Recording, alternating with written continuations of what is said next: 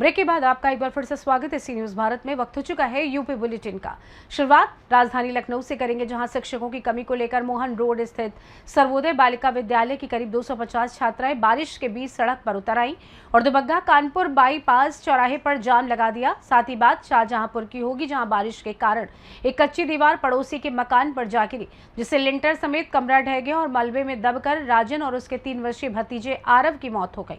ऐसी तमाम खबरों पर करेंगे विस्तार से चर्चा। प्रदेश सरकार ने उचित दर विक्रेताओं यानी कोटेदारों का कमीशन 90 रुपए से बढ़ाकर 125 रुपए प्रति क्विंटल कर दिया है। इस फैसले से जिले भर के कोटेदारों में खुशी की लहर है। तहसील बिलसी में विधायक हरीश शाक्य की अध्यक्षता में मुख्यमंत्री योगी आदित्यनाथ के कार्यक्रम का लाइव प्रसारण दिखाया गया, जिसमें उचित दर विक्रेताओं को बढ़े हुए कमीशन की जानकारी दी गई। कार्यक्रम में एसडीएम राजेश कुमार सिंह, बीडीओ बिलसी सहित अन्य अधिकारी मौजूद रहे। विधायक हरीश शाक्य ने कोटेदारों को सरकार की जनहितकारी योजनाओं की जानकारी दी। इस दौरान कोटेदारों ने विधायक का फूल मालाओं से स्वागत कर मुख्यमंत्री योगी आदित्यनाथ का आभार जताया। बिलसी बदायूं से सीधे संवाददाता प्रताप ठाकुर की रिपोर्ट। कोटेदारों को अतिरिक्त लाभ दिया गया है, जिसका लाभ प्रसार दिखाया जाए, क्या कहेंगे? इस विषय में कहेंगे कि हमारी सरकार और शासन के माध्यम से लगातार ये प्रयास किया जा रहा है कि हम उचित दर विक्रेताओं के लाभांश में और उनकी आय में वृद्धि किस प्रकार करें। इस कारण इसीलिए समय समय पर कई सारी योजनाएं और कई सारे घोषणाएं सरकार द्वारा की जा रही हैं। प्रारंभ में इनका जो मानदेय था वो 70 रुपये प्रति क्विंटल था, इसको बढ़ाकर 90 रुपये प्रति क्विंटल किया गया। उसके बाद भी विक्रेताओं द्वारा यह लगातार मांग की जा रही थी कि उनकी आय में वृद्धि के साधन उपलब्ध कराए जाएं। इसको देखते हुए उनको अतिरिक्त वस्तुओं की बिक्री की अनुमति दी गई।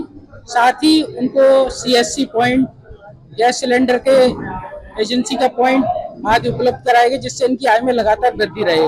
इसी कड़ी में आज ये अगला कदम ये था कि उचित दर विक्रेताओं के कमीशन में 35 रुपए प्रति क्विंटल की वृद्धि की गई है, जो लगभग 40% लाभांश में वृद्धि होगी। इससे सभी उचित दर विक्रेताओं की आय एक सम्मानजनक तक पहुंच जाएगी। ये राशन वितरण प्रणाली के अंतर्गत कोटेदारों का जो लाभांश हमारी उत्तर प्रदेश की सरकार ने और देश की सरकार ने बढ़ाने का काम किया है, आज उसी क्रम में ये कार्यक्रम था। अब ये राशि बढ़ाकर 125 रुपये प्रति क्विंटल कर दी गई। तो निश्चित रूप से जो राशन की वितरण व्यवस्था है उसको पारदर्शी हमारी सरकार बनाना चाहती है। हम बना रहे हैं, लगातार इस पर काम कर रहे हैं।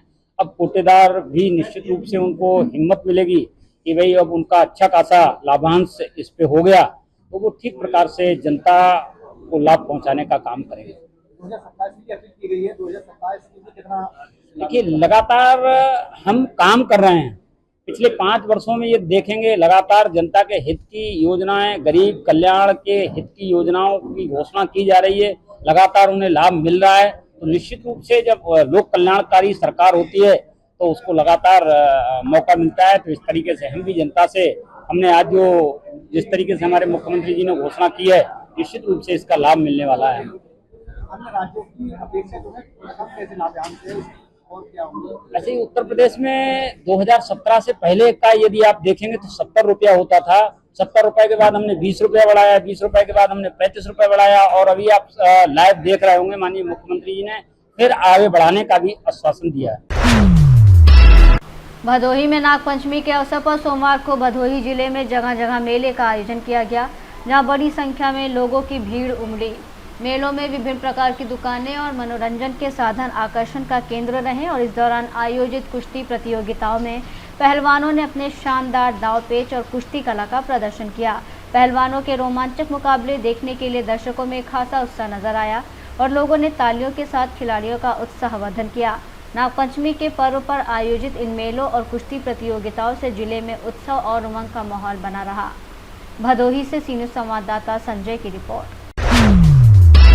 लखनऊ में शिक्षकों की कमी को लेकर मोहन रोड स्थित सर्वोदय बालिका विद्यालय की करीब 250 छात्राएं बारिश के बीच सड़क पर उतर आई और दुबग्गा कानपुर बाईपास चौराहे पर जाम लगा दिया। कक्षा 6 से 12 तक संचालित स्कूल में शिक्षकों की कमी को लेकर छात्राएं डीएम को मौके पर बुलाने की मांग पर अड़ी रहीं। प्रदर्शन के चलते बाईपास पर करीब 2 से 3 किलोमीटर लंबा जाम लग गया। 4 थानों और चौकियों से पुलिस मौके पर पहुंची और करीब 2 घंटे तक छात्राओं को समझाने का प्रयास किया। मांग पूरी नहीं होने पर छात्राएं डीएम आवास की ओर बढ़ने लगी और लखनऊ हरदोई हाईवे पर पहुंच गई, जहां पुलिसकर्मी भी उनके पीछे दौड़ते नजर आए।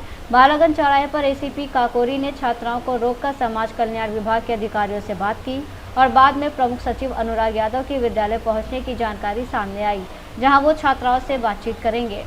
बेटा क्या हुआ है जिसको लेकर आप लोग धरना कर रहे हैं यहाँ पे?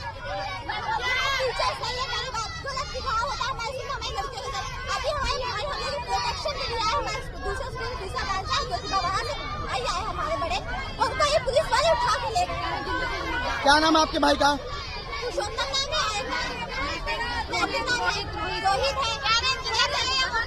पुलिस क्या कह रही है, क्यों ले गई?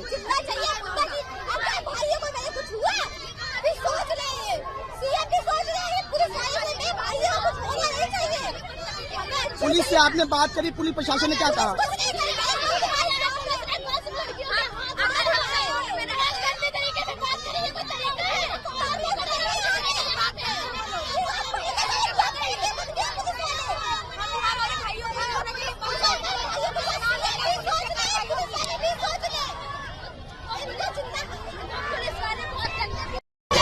बेटा क्या नाम आपका कौन से स्कूल से हैं आप?